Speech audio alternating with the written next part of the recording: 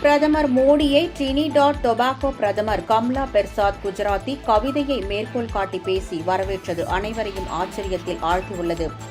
Trinidad டொபாகோவின் Gavai நடைபெற்ற கூட்டத்தில் பேசிய கம்லா பெர்சாத், பிரதமர் மோடி எழுதிய குஜராத்தி கவிதையிலிருந்து சில வரிகளை மேற்கோள் காட்டி அனைவரையும் ஆச்சரியப்படுத்தினார்.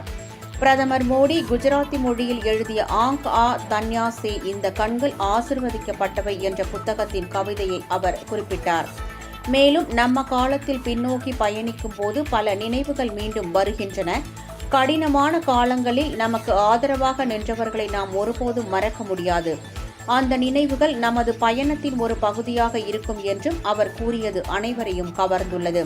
இதனிடையே கமலா பெர்சாத் பீகாரை பூர்வீகமாக கொண்டவர் என்பதும், கரீபியன் நாடான டிரினிடாட் மற்றும் டொபாகோவின் மக்கள் தொகையில் கிட்டத்தட்ட 40% பேர் இந்திய வம்சாவளியைச் சேர்ந்தவர்கள் எனவும் இந்திய வெளியுறவுத்துறை அமைச்சகம் கூறியுள்ளது.